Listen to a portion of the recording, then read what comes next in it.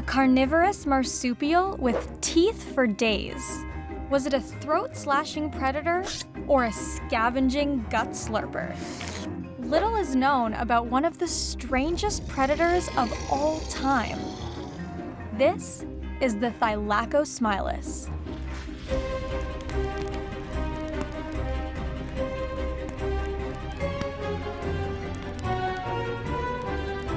Hi, I'm Talia Lowi-Merri, and you're watching Paleologic. This video was made possible thanks to the support of our sponsor, Wondrium. You may have heard us talk about the Great Courses Plus before, and now the same team is shifting to their new name, Wondrium. But it's not just a new name. They're creating bigger, better, and more exciting content than ever before. Wondrium offers the same mission as before: educational content that's approachable, entertaining, and illuminating. It's a museum for your mind. We've been big fans of the team over at Wondrium because we use their service. My all-time favorite course is Major Transitions in Evolution because it explains the most important moments in our evolutionary history. I would recommend it to everyone interested in evolutionary biology. If you've ever wondered about anything, Wondrium will be your new favorite place. And they're giving viewers of Animalogic and Paleologic a free trial. You can support the show by clicking the link in the description or by going to wondrium.com/animalogic. Thanks, Wondrium! For millions of years, from about 50 to 3 million years ago, South America was an isolated continent, and things got a little weird. In the Miocene, there were giant sloths as large as elephants, armadillos the size of cars, and llamas twice the size of their modern-day relatives. The main predators were large snakes, crocodilians, and 3-meter-tall birds appropriately called terror birds. This was a land without placental mammal predators, except for a single known carnivorous armadillo. Bears, felines, and wolves wouldn't show up until about 1 million years ago. Their niche was filled in part by the Spiracodonta order, which were a group of marsupial-like mammals. We're unsure if they were true marsupials or just a sister clade, but they're still thought to have carried their young in a pouch. These predators convergently evolved into lookalikes of hyenas, wolves, and, most amazingly, saber-toothed cats. The most striking example of this was Thylacosmilus atrox, who lived in the grasslands of modern-day Argentina between 9 and 3 million years ago. They're commonly known as the marsupial sabertooth. So if you've heard about those, we're talking about the same thing. Their name might make it sound like they were smiley guys, but these were not animals you wanted to run into. Their scientific name, Thylacosmilus atrox, essentially means the cruel sheathed knife. A little dramatic, but okay. We don't really know exactly how big they were because we haven't found full-body fossils, but extrapolating from the bones that we have, most scientists estimate that it was about the size of a large cougar at 100 kilograms, though some calculate that it could have been up to 150 kilograms or as large as a jaguar. But of course, we're here to give the people what they want: gigantic teeth. The largest Thylacosmilus tooth ever found is 15 centimeters long, which made them larger than a saber-toothed cat's relative to their body size. They grew continuously throughout their life like rodent incisors.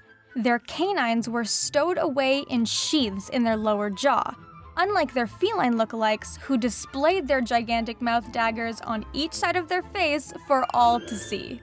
This gave them the hefty chin of a soap opera star. But they weren't the only saber-tooth analogs. Extraordinarily large fangs evolved in at least 5 lineages of mammals. This type of teeth helped predators kill and consume their large prey, most of whom had pretty tough skin. It's unfortunate that the world never got to see a battle royale between all the different long-fanged carnivores. Smilodons originated in North America, and by the time they made their way to South America during the Great American Interchange, Thylacosmilus had already disappeared. Thylacosmilus' prey is believed to have been mostly the now extinct nodoungulates, an order of ungulates that lived in South America until about 15,000 years ago. Some species, like the Nisodon and Mixotoxodon, resembled modern rhinos, and the largest species were over 3,000 kilograms. It's unclear how Thylacosmilus used their fangs. Smilodon had powerful jaws that helped them dispatch their prey by biting them in their head or neck. Kinda like a clouded leopard, the fangiest living cat. Recent studies suggest that Thylacosmilus likely didn't behave exactly like saber-toothed cats. Their jaws were too weak and their skulls too fragile to support the immense amount of pressure required to break bones. And while saber-toothed cats basically had knife mouths, the Thylacosmilus canines were more triangular and claw-shaped. Most predators have front-facing eyes, which creates stereoscopic vision and improves depth perception, which is crucial during the hunt. The Thylacosmilus had them more to the side of their head, and only a small fraction of their field of view could be seen with both their eyes.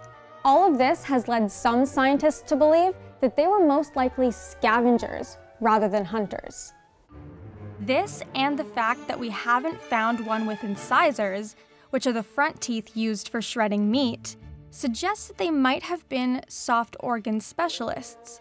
No other animal is known to have exhibited this behavior. Fangs are really good at piercing skin, but not as great at separating meat from bone. Imagine trying to eat a huge steak with no front teeth and no way to cut it. That's pretty much the problem Thylacosmilus had. And so it's thought that they would use their huge fangs to rip open the abdomen of dead animals and feast on their soft innards. Of course, they could have had other organs, such as a sandpaper-like tongue, that could help them eat harder foods. But since tongues don't fossilize, we don't have any evidence of it. Regardless of exactly how they found their food and how they ate it, their huge canines suggest that their diet was very specialized. Something else we lack evidence of is their reproduction and development. Modern carnivorous marsupials become independent at a young age.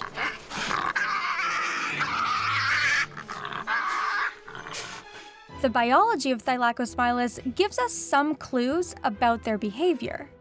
Their specialized feeding strategy very likely required sufficiently large canines, which would take until adulthood to fully develop.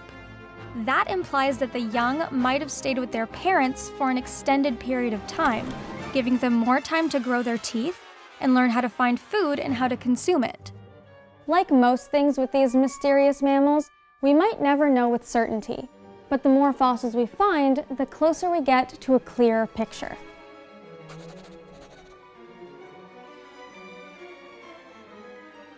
So what should we talk about next? Please let me know in the comments, and don't forget to subscribe for new episodes every week. Thanks for coming along on this journey through time. I'll see you later.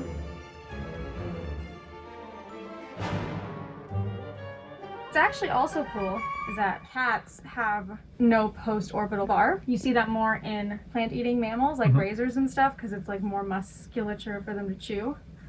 But these guys have it. These guys are not felids. They're marsupials. But it's really interesting like what that tells us about how they ate and stuff. So yeah, a lot of carnivorans, most of them actually don't have this at all.